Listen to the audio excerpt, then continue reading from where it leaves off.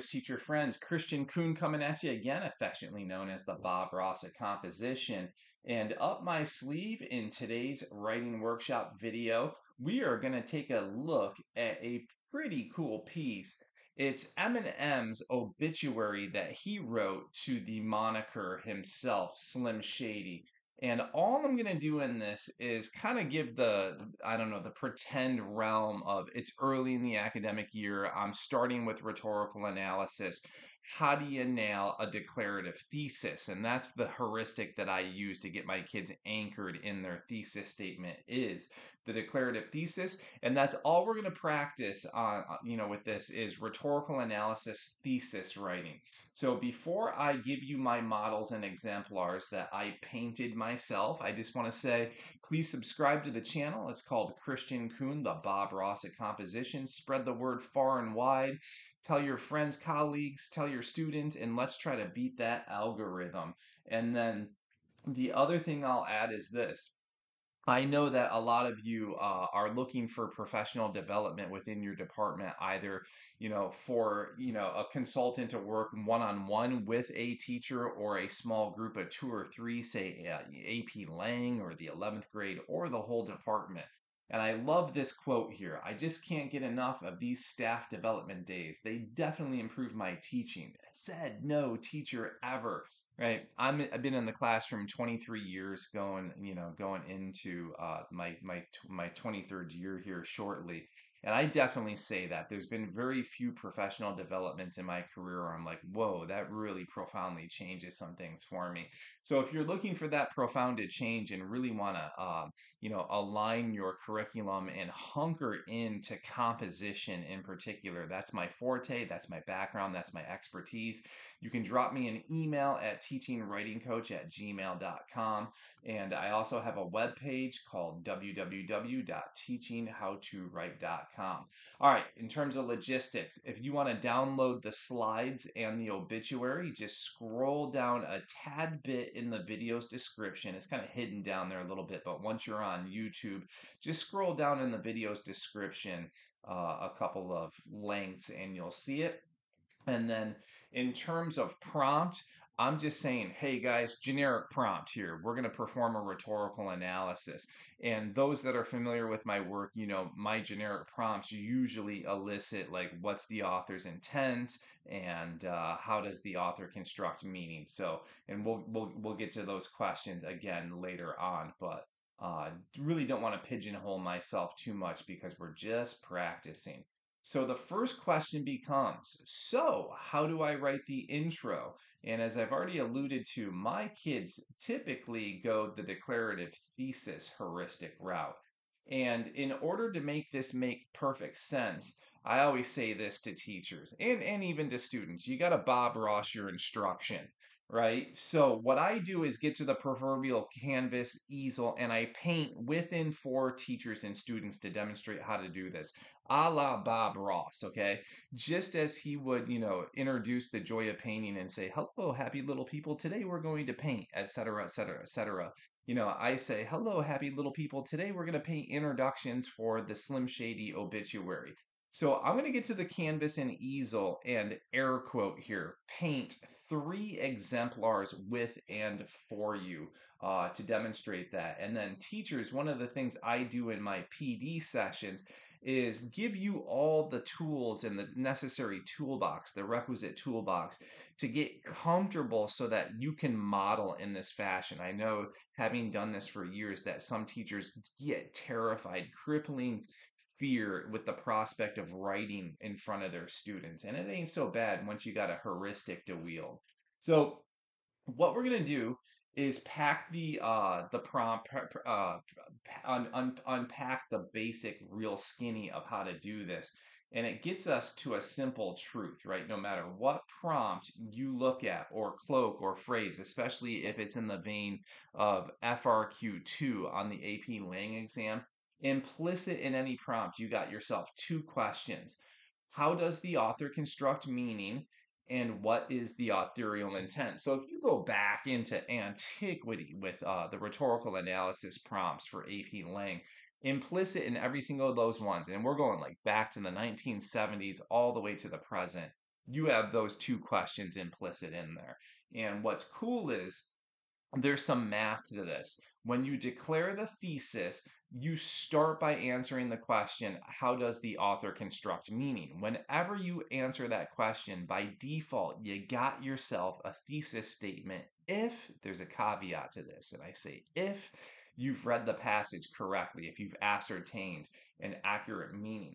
So you can see there I have some numbers next to the questions. So how does the author construct meaning is going to be the first three sentences of the introductory paragraph.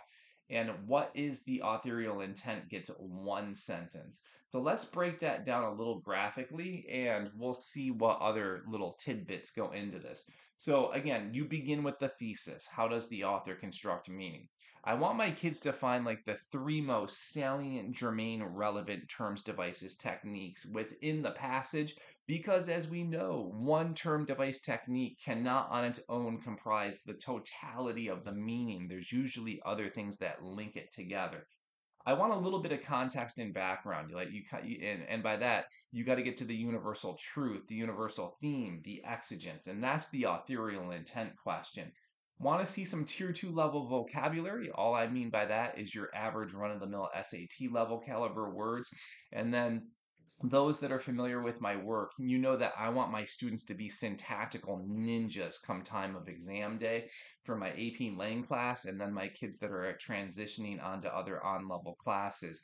In order to have really good voice rhythm flow, I want them to have mastery of the grammar, the punctuation, the syntax. So I'm going to model how to do some of those patterns within this. So I'm old school. I adhere to Strunk and White, their concept that there's 12 sentence types in rule number 18 that can be patterned 20 different ways. So I think it's crucial to get kids away from independent clause, independent clause, independent clause, and proceed this way. So real quick recap before we dive in. It's 3 plus 1, 3 construction of meaning, 1 authorial intent. So one thing you probably want to do early in the academic year, and this is what I'm going to start with once we transition into writing, is to go hunting for the terms, devices, techniques. My students early in the year, like we get them the day after Labor Day, have no idea how to read rhetorical analysis. They have no footing for that whatsoever. They come to me empty tankers, like they got nothing, empty vessels. So I got to break down the passage with them and make sure that they're reading it correctly and teach the terms, the devices, the techniques as I go along. So without further ado, let's take a look at this 3 plus 1 paradigm. And I'll do it 3 times. And just imagine you're in my classroom, right? I'm Bob Rossing, and you're showing your students 3 times how to do this. Come time for them to write after the third exemplar, it should be relatively demystified for them. You might need to do a little bit of more modeling on your own, kind of Johnny on the spot early in the academic year, which is totally cool. So I'll read it through the first time, and we'll break it down together. Weary and taxed by a tiresome moniker, Eminem announces the death of Slim Shady by exclusively cloaking the message in past tense verbs. Further, in order to establish the critical distance between old self and emerging self, the artist erects a wall between the two by avoiding the use of first person narrative point of view. Even the air quotes add a certain degree of disdain for the silly pet name. And knowing that art often imitates life, Eminem highlights the fact that the onerous label has existed for far too long, which is reflected in the frequent manipulation of long, extending sentences.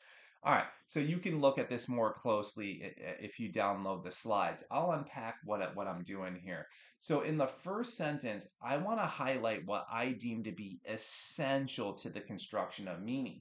And one of the things that I notice is that it's all written in the past tense, right? So this is kind of a great way to teach some, syntactical reads with your kids too. The verb tense is important, and I know that oftentimes students overlook that. It's an obituary. Like we're burying this dude, Slim Shady. So past tense is that added emphasis of guys. I'm done. Don't call me Slim Shady anymore. Like that's 1999 kind of stuff. Like we're in the middle of the 2020s here, right? I've evolved, I've changed. I don't want that. So that's one, right? So that takes care of one. To get to the two, look at where it goes second sentence. The idea that it's told first, he avoids first person narrative, right? So there's that critical distance from the old moniker. And then if you get to number three, it's a reflection on the long versus the short sentences. Oh, killer, check that out. My whole thesis is a syntactical read, right? So I'm kind of doing that two birds, one stone thing early in the year. My kids struggle to learn how to become, tight syntactical readers. So I want to hammer that from the beginning. The other thing that I'm doing in this is the old adage that repetition is the bane of the writer's existence. Coming up with all sorts of different names for moniker, right? I don't want to say Slim Shady over and over again. So I have moniker. I think I have pet name. What else did I have in here? Silly pet name, onerous label. So some synonyms. Kids are going to need help with that. In terms of the authorial intent, it's in there. Obviously, I got the exigence. My vocab is up. I like weary, tax, tiresome, moniker, right? Cloaking. And I don't overdo it, but I'm showing my kids that you do have to up your game a little bit. But you don't want to totally geek out and be a goon. So saying things like silly pet name, right, is nice, and it kind of offsets the gravitas of the tier two language. So you can have fun with it as well because it's kind of a flip piece. In terms of sentence constructs, note this. All right, I can summarize sentence constructs this way.